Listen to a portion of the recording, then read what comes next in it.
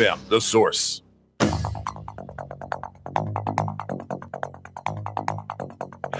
All right, 5 minutes after 10 o'clock. Thank you for tuning in. I know everybody who knows that Marion Ross is coming on today has been looking forward to this segment, including myself. We all know her. There's a few people in the world that we all know, and Marion Ross is one of them. Yeah. So what do you know Marion Ross from? Most people say Happy Days, right? Mm-hmm. I was amazed how many different things she's actually participated in. And it goes way back, and she's written a memoir about her life, and it's, oh my gosh, you couldn't come up with a better title. My Days, Happy and Otherwise. Marion Ross, it's an honor to have you on our show. Good morning. Thank you. Is it Larry? It is Larry, yes. And you're speaking to Marion County, by the way. Oh, wonderful. Lots of things are named after me. I'm very proud. Yes. Where are you right now? I'm in Los Angeles, in the valley, and it's a beautiful, little bit overcast this morning, and so I call my place Happy Days Farm. Is that right? Happy Days Farm. Yes. When did the LA area start to feel like home for you? Ah, that's a good question, isn't it? Because I have been here since I was like about 21. I came up, my whole family moved from Minnesota. I'm originally from Minnesota. Oh, okay. I didn't realize your whole family moved. Yes, because after the Great War, World War II, we all moved to San Diego. I wanted to go to Broadway. I was like 15 years old. Oh, okay. But we went to San Diego, which was really good for me because we had the Globe Theater there. Ah, okay. So stage work is what you were attracted to, and of course that would mean the East Coast and Broadway, but you ended up on the West Coast with the Globe Theater. Right. Yes. So that was good. And by the time I was 23, I was under contract to Paramount Studios. Wow, that's pretty. That? That sounds really impressive. Is there a secret to that? I mean, what did you do that made that happen for you? I was so determined as a young girl from like around 13, 14 years old to become somebody. Yeah. That I had a huge drive under me, I think I think it was your yearbook or something that, and you probably won't say this about yourself, so if you don't mind, I'll say it. You were named the best actress in your school. Yes. So, right. So that's pretty, and that must have been exciting when that came out, because I mean, anything at that age that encourages a person to pursue their dream is always an amazing amount of fuel, isn't it? It is, and you think you're lucky if you can find your what it is you want to do so early in life. But you know what, I think about it a lot because I wrote the book. So I thought I had a crippled brother. I was a middle child. And are you a middle child? I am a middle child. I wonder why you would ask. I had a lot of drive, and because my brother was a crippled boy, and I was the second little girl, nobody cared too much. I didn't just automatically get a lot of attention. So I had to dig it out. So what attracted you to acting, or is it a bigger thing than that? Is it showbiz or acting? And was TV something you didn't expect to see happen for you since you were interested in the stage? Exactly. In fact, TV, I'm so old that TV was just starting, I talk to myself every day. I said, remember, because on my birthday, which is coming up in 2 months, I'm going to be 90. Oh, 90. Wow. Oh my gosh. Well, you sound like you've got enough energy to be 30. I don't know what to say, what number to put there, but you sound very young. Right. Well, I am very young, so I try to think about it. I want to keep track of the fact that I'm an older person now. Yeah, fun. I don't want to be all over the map, and I'd like to go in order. But can I jump to the Mrs. Cunningham years? Yes, absolutely. Okay, because that's how many people know you, and I'm wondering if you realized how that character probably influenced a lot of people. Well, do you think so? I don't know. I was awfully nice to Howard, wasn't I? I was Yes, you were. You were nice to everybody. I know. He was just an awfully nice person. But you know, when the Fonz, the great Fonz, the great Henry Winkler, walked off with that show in his pocket, you know, so that was unexpected, wasn't that unexpected? Oh, you bet. Because his first part, if you ever saw the pilot, he didn't even have any lines. He just went in the bathroom in his little windbreaker. Oh, I didn't know that. And pulled out his comb, found out that he was perfect, put his comb back, you know, and he didn't even have any lines, you know. So I think the fact that he stood up against the bullies when Richie was in trouble and Richie's friends, I think that's what endeared him to the audience. That's what I think. Yes, he was a hero without having to raise a hand, you know. It's amazing. But I also think being accepted by the mother, which was you, was also like a code of approval or something. It was like you told the rest of us it's okay to like him. He looks like the kid you're not supposed to like, right? That's right. To even have that kind of a boy in your house, up above your garage, saying it was he should have been a bad influence. No. Because I approved of him, that was a big acceptance. Yeah. And you were a good role model for everybody. Even that one episode when you were going out on your own, and the character Howard was coming home for dinner, and you know he wanted his dinner, and you said you want your dinner, and you went to the refrigerator and pulled out a head of lettuce and some raw meat and threw it down on the plate in front of him and walked out. That was hysterical. I love that. Right. Slam down a piece of frozen meat on the table. Right. That's right.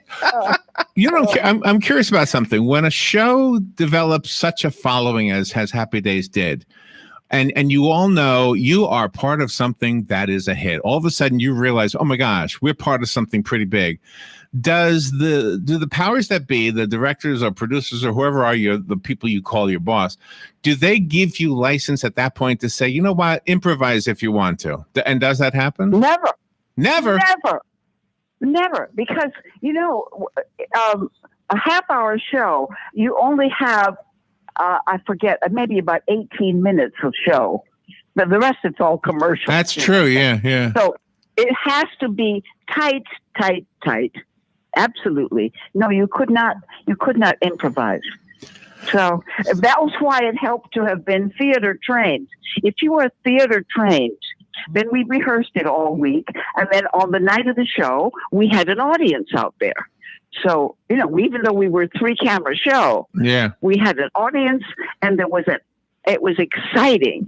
Friday night when we filmed, it was like going to the theater. Wow. Were the audiences like around the block? Did you have more than the theater would hold? Oh yes, they would be lined up around because of the Fonz. The Fonz took off, and all of a sudden, you know, we're the hottest ticket. And not only that, a raucous audience.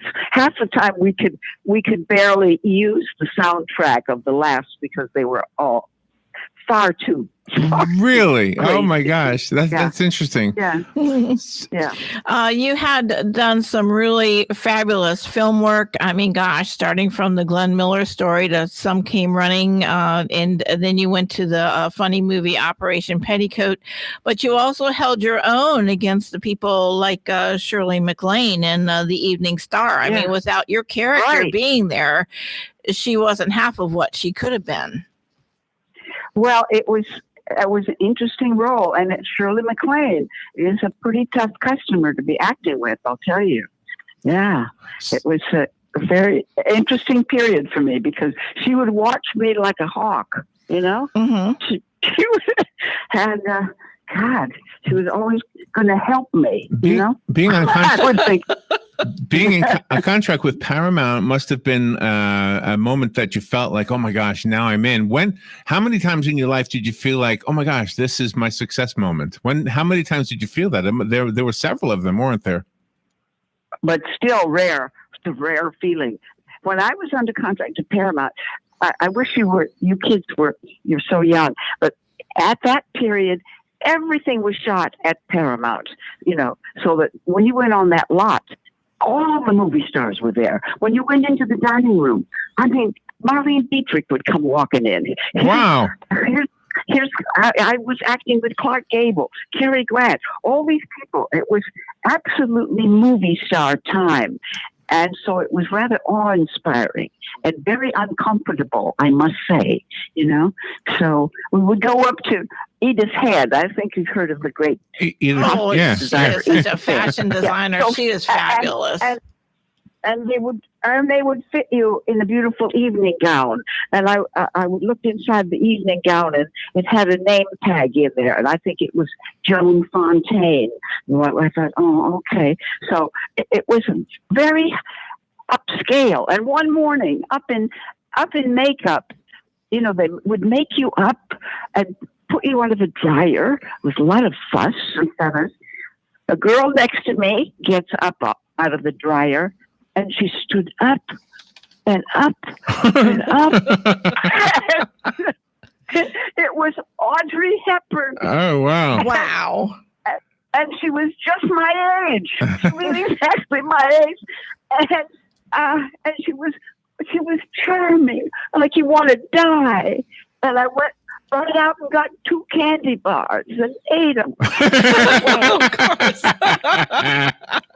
That's funny that you remember that. Oh my gosh. You also do voiceovers. SpongeBob Squarepants, grandmother, Kung Fu Panda. You were in that animated feature. How different was that to play off of just audio and not having an actual person in front of you? Yes. See, I had never done that before.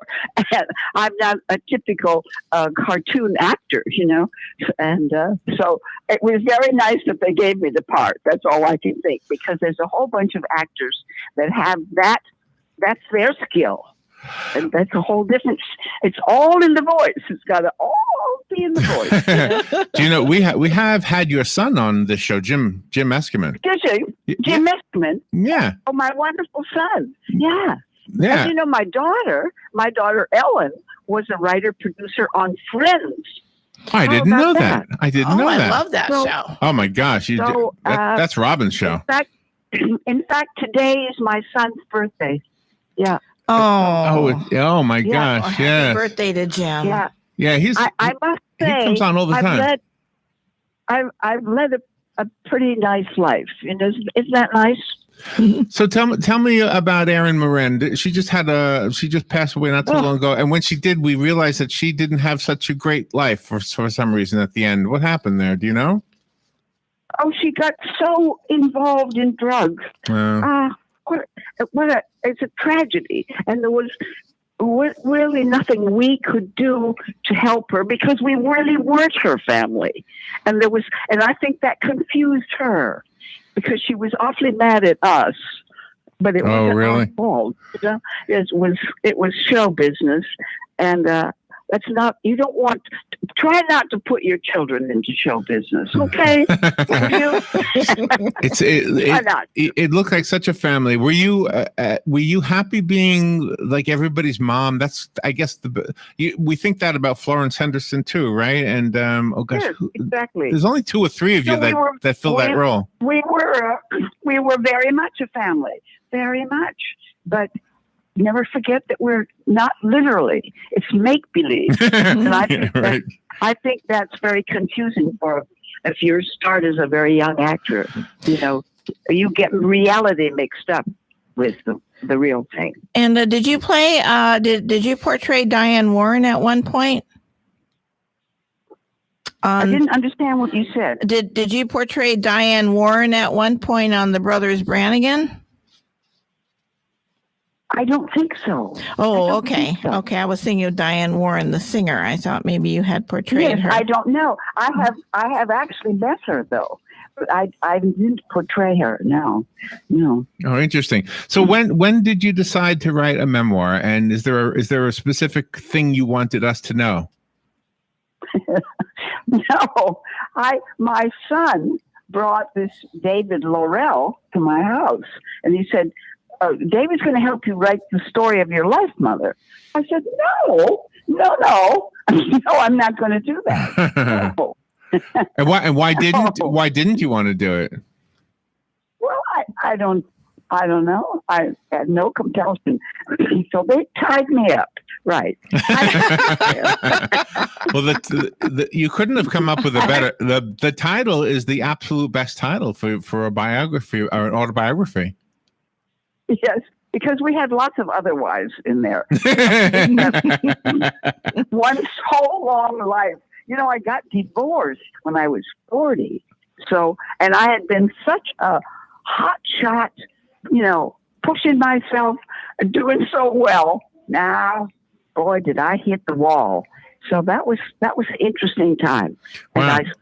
Did you turn down any roles that you wished you had taken? I have turned down roles that were just too cheesy for me. Not classy enough. But I never. In fact, Shirley Jones took one of the parts that I turned out. Shirley Jones. Oh my gosh! So, really? No, I didn't. I never regretted. No, I never. In fact, I think I've been so lucky. Although I don't really believe. I think we make our own luck. I really do. I don't think it just comes. Sometimes that does seem true, but then there's other times when it seems like it falls in our lap somehow.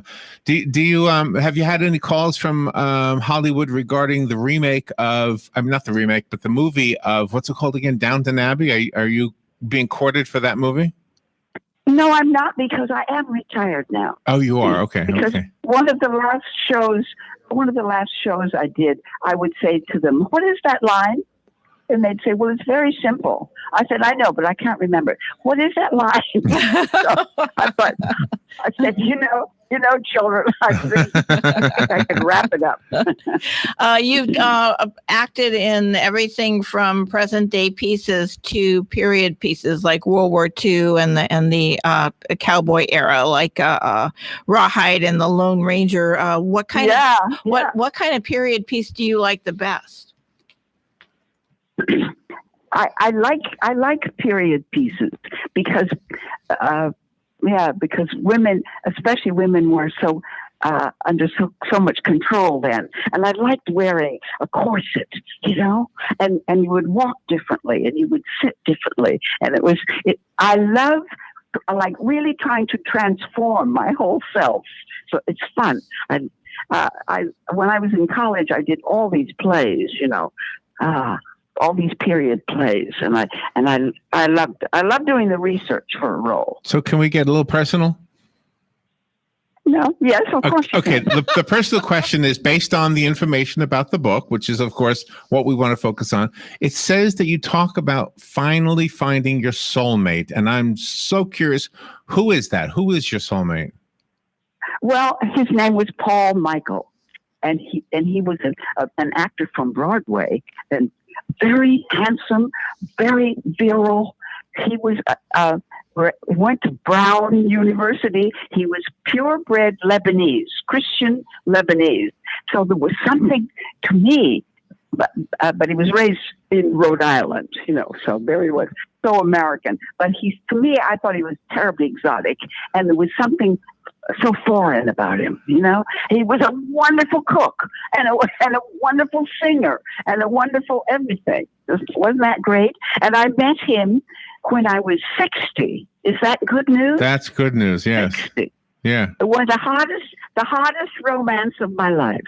Oh wow! Really? And that gives me chills. And how long did it last? Yeah. 23 years, and then he had to pass away. because he was ready, I guess. Oh my gosh! Well, I never heard anybody put it that way before when somebody died. So you had 23 years together, which is really sweet. Where did you live in LA at that time? Yes, I lived here at Happy Days Farm. We're told that you have a Marion Ross Performing Arts Center in Minnesota. Yes, in fact, I'm going to go there next week. I'm going there. Yes. And it will be so fun because Albert Lee, Minnesota is a town of about maybe 15,000 people built around a lake. It was a wonderful childhood. We had a great school system in Minnesota, and we had the terrible winters. We'd walk across the ice to go to school, and in the summer, so we would be in the water swimming, junior lifeguard. Do you think? Nice. Do you think you, having been from the Midwest, helped with the role as Marion, not as Marion Ross, as Mrs. Cunningham? I can't remember. What was her first name? What was Mrs. Cunningham's first name? Marion. She said, Marion. Should we just call? They said, should we just call you Marion? Okay. So, I mean, do you think that you got the role or were able to pull it off so well because you were from the Midwest? Where did that show take place? In Milwaukee? Yeah. Yeah. Exactly. And Tom Bosley was from Chicago. But I think because that was my era anyway, because I'm the 50s, so that I just sort of stayed that way. I didn't get very swift. You know what I mean? I would watch. I would on the lot at Paramount. I would watch all those Swift girls. And think, oh boy, they're really getting somewhere. I'm glad you're such a classy lady. You are wonderful. This is too dangerous for me. I have a question I wouldn't have asked, but somebody in the audience texted me and asked me to ask you about kissing Henry Winkler. What is that about? Oh, we played all the time. We played around all the time. So we had an audience out there in the afternoon, and we were filming, and the Fonz is helping me put my coat on, and Howard is talking to me, and we're going to go somewhere, and the Fonz is helping me, and I reached around and just kissed him on the mouth. Oh my gosh! And the audience, a hush. Oh, that's too funny. Oh, that is too funny. And Tom would get furious with me. Oh, really? He didn't like it? Yeah. The foreword of the book is written by Ron Howard. Do you want to talk about him a little bit? Gosh, Ron Howard. Mr. Perfect, huh? Is he He's just a lovely guy. He's just a lovely guy. I can't tell you how disciplined, how fair, how kind, how talented, how wonderful he is with his brother. Oh my gosh! And all his friends. We had a big party here to honor Ron's dad, and it was very private. It was very private. That Ron brought his brother, and he's just. He's a Superman. He really is. Very intelligent, very disciplined, very kind, very good. I don't know right now what he's working on. I don't know.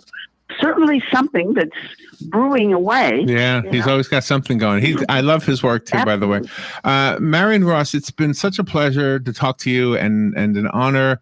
And I don't think Rob and I have had a smile the way we have it right now during an entire interview. in a very long time. Well, I hope you feel you know me personally, because I feel that way about you. Oh my gosh! Well, that's a nice thing to say, and it is true. We do feel like we know you. And I've been in your bedroom. Have you? Oh, yes. That was you. I want you to clean your room. Oh, that's not who I was thinking you were. Okay. Well, You are such a classy lady, and your book is really fabulous. I think there's a lot of emotion in there also. Yeah. The book is called My Days, Happy and Otherwise. It's written by none other than Marion Ross, the Marion Ross. I found that on Amazon. You're getting really good reviews. Do you have a website you want to recommend? No, dear. No? No, dear. My middle name is Howard, by the way, so. Oh, Howard. Marion, thank you so much. And if you see Jim or talk to Jim Nate, today's his birthday, so tell him we said happy birthday. Thank you, darling. Thank you so much. I enjoyed talking to you both so much. Bye-bye. It was so much fun. We'll be right back.